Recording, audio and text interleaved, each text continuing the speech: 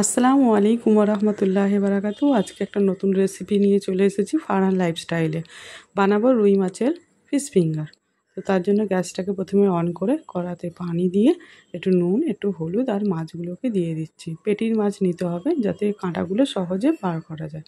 মাছগুলো ফুটে গেলে তারপরে সিদ্ধ হয়ে এলে মাছগুলোকে একটা পাত্রে নামিয়ে নিতে হবে।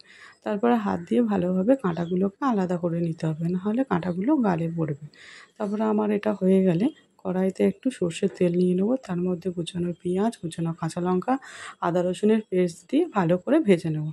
মোটামুটি ভাজা হয়ে গেলে তার মধ্যে আবার নুন, হলুদ গুঁড়ো, লঙ্কার গুঁড়ো, একটু জিরে মরিচের গুঁড়ো, অল্প পানি দিয়ে ভালো করে নেড়ে চেড়ে নেবো। পানিটা শুকিয়ে গেলে তেল মতন বেরিয়ে এলে তারপরে আমি সিদ্ধ করে রাখা আলু আর মাছটা ফের দিয়ে দেবো। ভালোভাবে আমাকে নাড়তে হবে ততক্ষণ না তেলটা বেরিয়ে আসে। তারপরে এর মধ্যে আমি ধনেপাতা কুচি দিয়ে দেবো। এটা ঠান্ডা হয়ে গেলে আমি থালাতে তুলে নেব। থালাতে তোলা হয়ে গেলে হাত দিয়ে এরকম ভালোভাবে একটা ফিশ ফিঙ্গারে শেপ দিয়ে দেবো। তারপরে এটাকে আমি সব কটা তৈরি করে নিয়ে দুটো ডিম একটা পাত্রে ভেঙে নিচ্ছি। এর মধ্যে নুন, জিরে মরিচ গুঁড়ো ভালোভাবে ফাটিয়ে নিলাম। ফাটিয়ে নেওয়ার পর একটা পাত্রে ব্রেড ক্রাম্বগুলো ঢেলে নিলাম।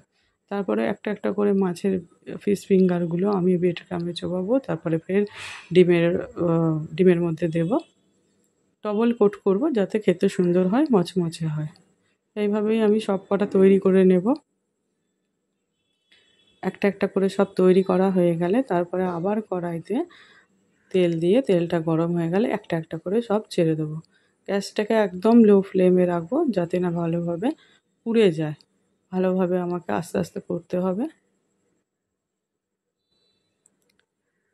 যখন দেখবো মোটামুটি ভাজা হয়ে গেছে তারপরে একটা ছাঁকনি দিয়ে ভালোভাবে তেলগুলো ছেঁকে ফিশ ফিঙ্গারগুলো এইভাবে আমি তুলে নেব।